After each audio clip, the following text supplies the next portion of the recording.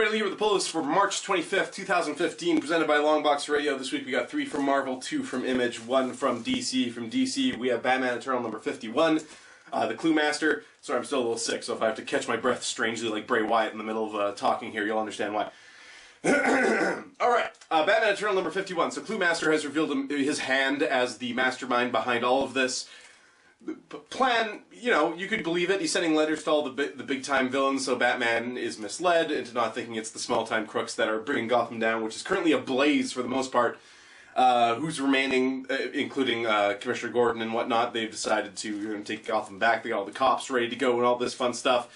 Bruce Wayne is in real bad times here. He's in like a fist fight with Clue Master on top of this building, and just when all else seems lost for Bruce, someone steps in to save him, and what I like to call is a Snyder full circle. He's brought characters he's created back into Batman Eternal here, and it's kind of cool. I don't know. I'm assuming it's wrapping up. I don't know how many issues Batman Eternal is supposed to be, but it seems to be on a definite.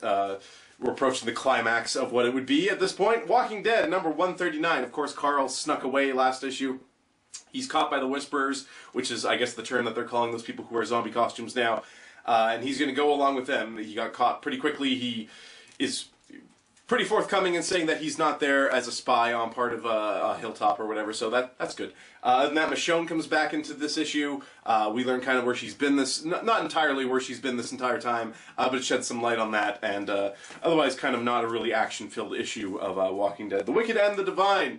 We learned some more backstory as to what's happening here with the cycles of the gods and whatnot. Baphomet basically is now emerging as what will probably be the villain coming up very shortly, and Cassandra becomes the last god to be revealed, one of the Norns. So, super weird book, digging it. That's Kieran Gillen and Jamie McKelvey, so the art's on point.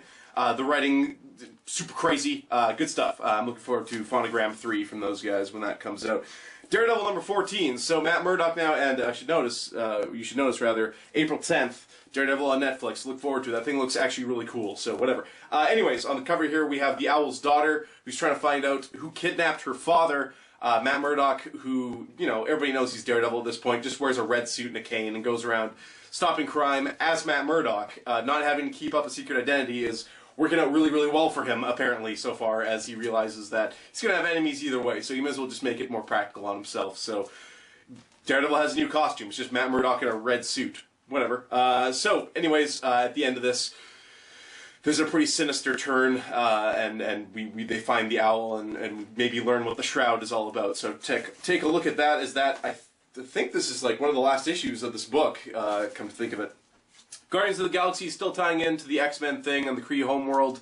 Lots of explosions and stuff going bad in this book. So this is the Black Vortex, Chapter 7. And of course, since I'm not reading the other books, including Nova and X-Men, I don't know what's happening in between the pages of this book, which I really don't like. I like Guardians of the Galaxy. I'm not a big fan of those other books. So whenever they do these cross-thing stories, I'm not a huge fan of them. But we leave this book with Nova floating in space with the Black Vortex. The Supreme Intelligence dies. Just crazy stuff. Now that the Secret Wars thing is happening and they're kind of doing the reset, all these side books are kind of allowed to make these huge moves that they never were before. Like, for example, New Avengers 32, where that's the end of Thor and Hyperion and a bunch of other characters as they fight some machine gods in another universe on a little floating piece of crazy. New Avengers is just the most insane book. I always like that there's... I think Starbrand is the character in this book.